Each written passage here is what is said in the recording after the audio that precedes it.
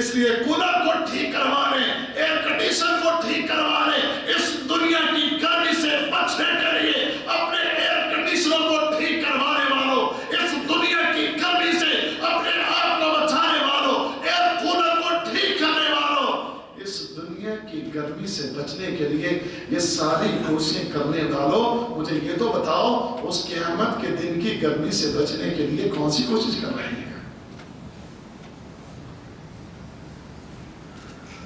اس دنیا کی زندگی کی گرمی سے بچنے کے لیے واللہ دیکھیں لوگوں کی محنت اور لوگوں کی کوشش، لوگوں کی فکر، لوگوں کی بھاگ دوڑ، اس کے لیے دیکھ رہے گرمی نہ لگ جائے، گرمی نہ لگ جائے، گرمی میں نیند نہیں آئے گی،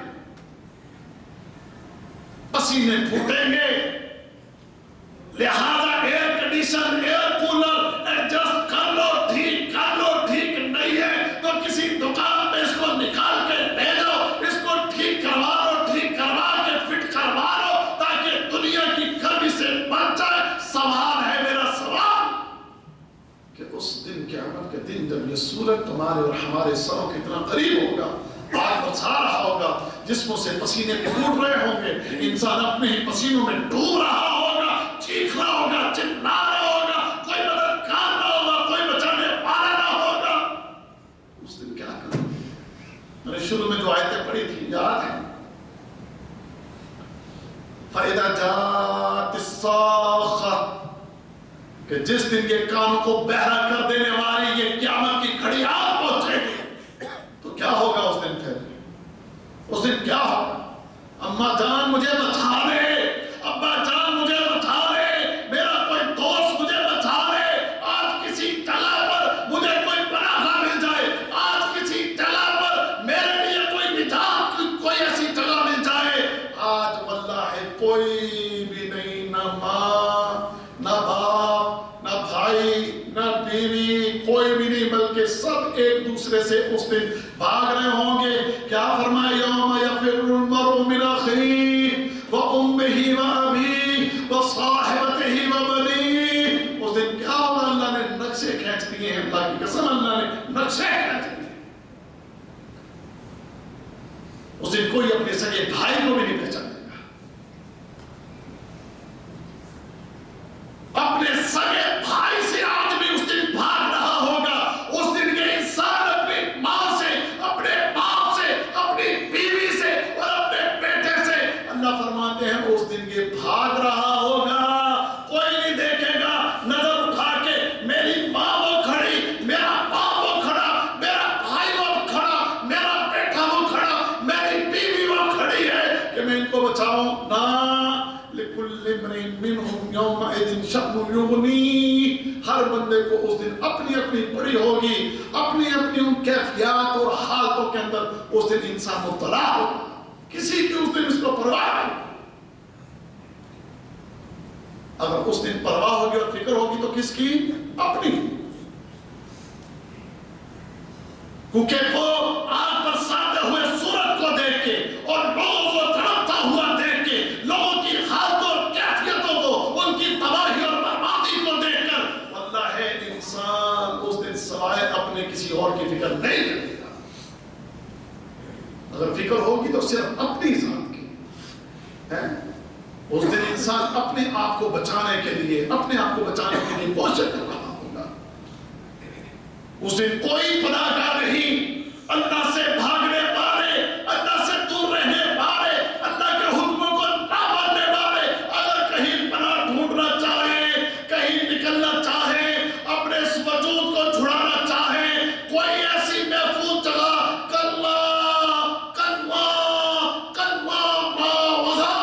فرمایا آج کوئی پناہ گاہ نہیں،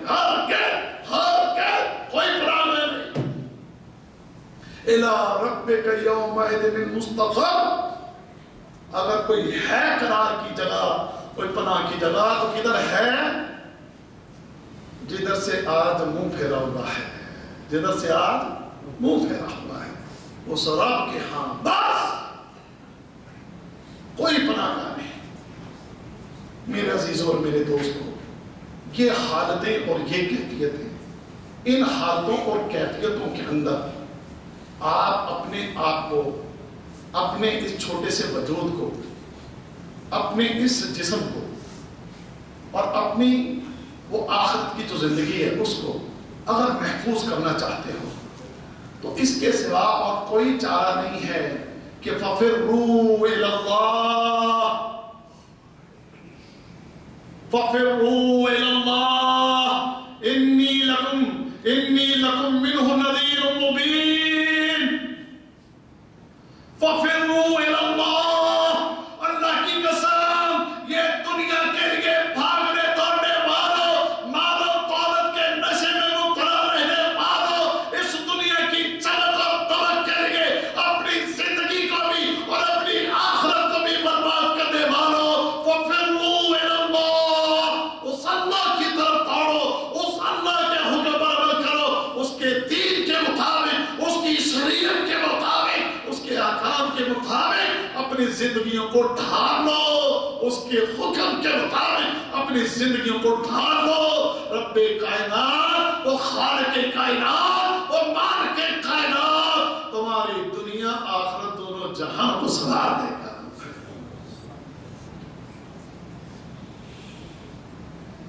اللہ کے نبی صلی اللہ علیہ وسلم نے ایک بات ارشاد فرمائی، جامع ترمذی کی وہ روایت ہے،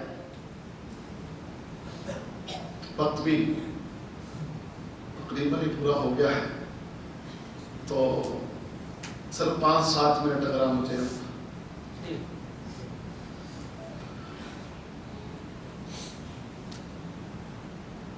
اللہ اکبر، اللہ اکبر کبیرہ۔ میرے عزیزوں اور میرے دوستوں اور میرے بھائیوں،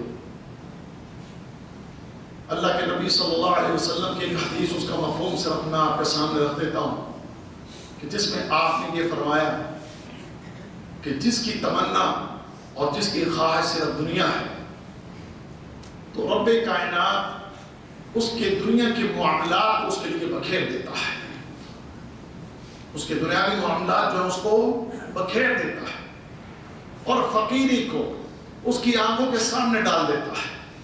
پھر کتنا ہی مالدار کیوں نہ بن جائے، وہ اسی کے پیچھے بھاگتا دوڑتا رہتا ہے کہ جس کا مقصد صرف دنیا ہے، اس کو دنیا چاہیے، وہ اپنی اس دنیا کے لیے بے چین بے قرار، ہر دم ہر وقت لیل و نہار وہ ہر وقت اسی فکر میں رہتا ہے۔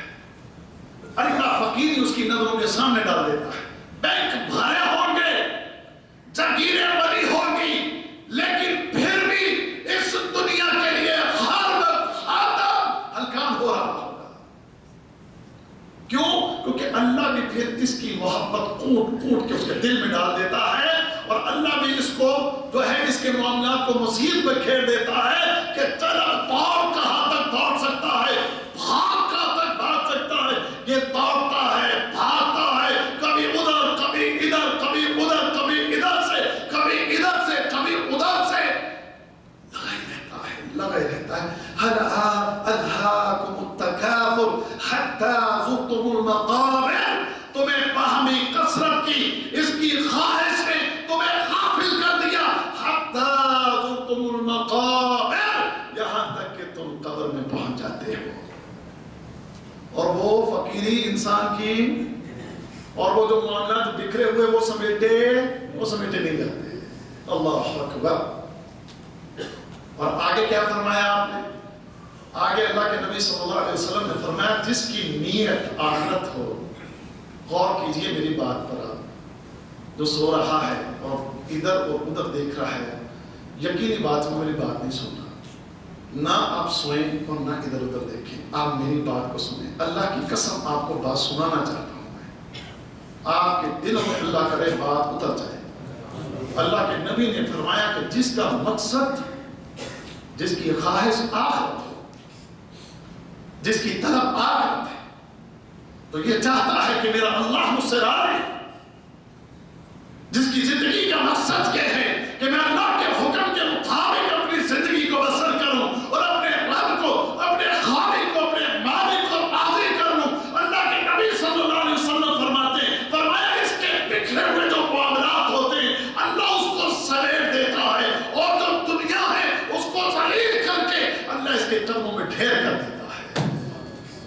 جو دنیا ہے اس کو اللہ ذلیل کر کے اس کے قدموں میں ڈھیر کر دیتا ہے.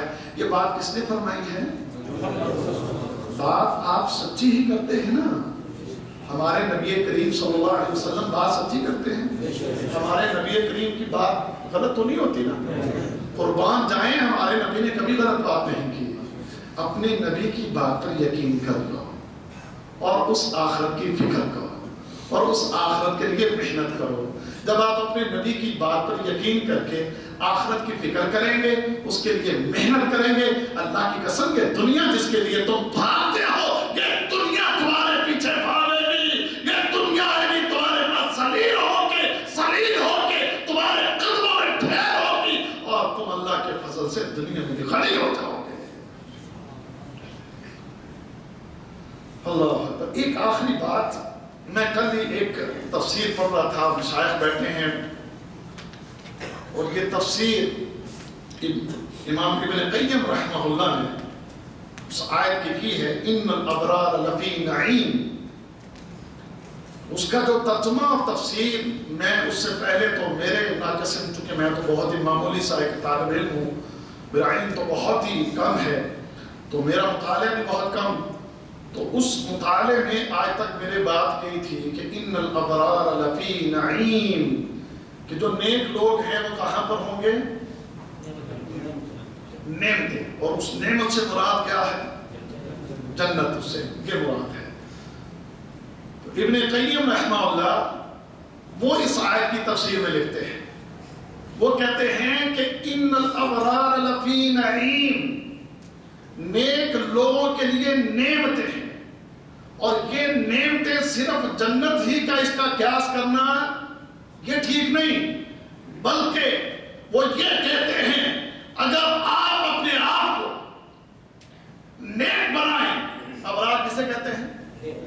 نیک لوگوں کو کہتے ہیں.